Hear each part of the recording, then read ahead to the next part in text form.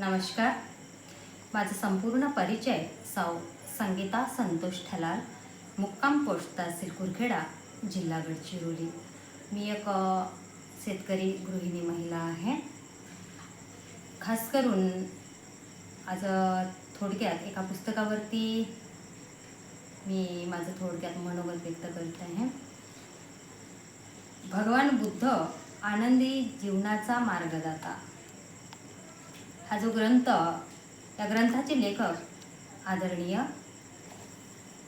Doctor KP. Wasnik sir यांनी हा ग्रंथ माझ्या घरापर्यंत त्यांनी पोस्टाद्वारे पाठवलं. सर्वप्रथम मी आदरणीय वासनिक सरांचे मी मनपूर्वक धन्यवाद मानते आणि त्याचप्रमाणे पुस्तकासाठी सुद्धा खूप खूप शुभेच्छा देते. खास करून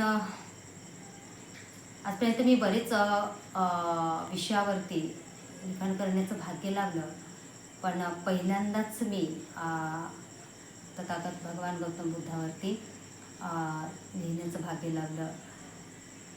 समीक्षा करण्या एवढी काही मी तेवढी मोठी नाहीच, पण हा ग्रंथ खरोखरच माझ्यासाठी विशेष आहे आणि ह्या ग्रंथामधून मला खूप काही शिकायला मिळालं. आणि ग्रंथ वाचून त्याचं समीक्षण करताना मला कुठेतरी एक असं विशेष मनाला समाधान लाभलं. तो समाधान माझ्यासाठी खूप विशेष आहे, कारण ग्रंथाचं नावच तसं आहे की भगवान बुद्ध आणि आनंदी जीवनाचा मार्गदाता. आजकालच्या सध्याच्या परिस्थितीत बघितलं तर आनंद कमी, समाधान कमी दिसतो आणि समाधानाची सर्वात मोठी संपत्ती आहे. ती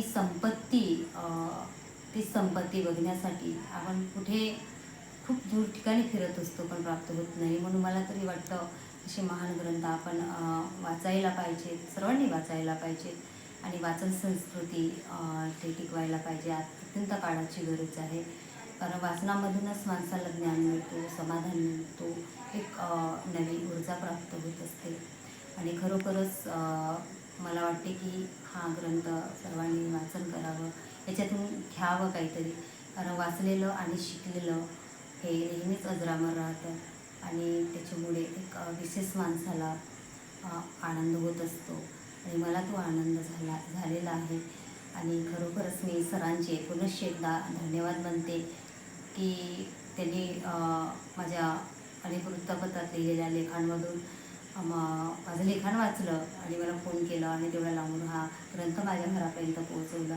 ही मी माझे भाग्य समजते, माझे सौभाग्य समजते की तथागत भगवान गौतम बुद्ध हे माझ्या यांच्यावरती म्हणाले लिहायला लागलं. पुनश्च सरांचे धन्यवाद मानते आणि जाता जाता हा ग्रंथ माझ्या शेवटच्या क्षणापर्यंत माझ्यासोबत राहीलच, यात काही शंका नाही. कारण मला ह्याच्यामधून एक विशेष ऊर्जा प्राप्त झाली, कारण मी वाचन केलं ह्या ग्रंथाचं आणि खरोखरच आजच्या ह्या भावी पिढीला म्हणजेच ते लहान मुलांनासुद्धा याचं वाचन करायला पाहिजे आणि आईवडिलांना ह्याला वाचवायला लावायला पाहिजे. धन्यवाद.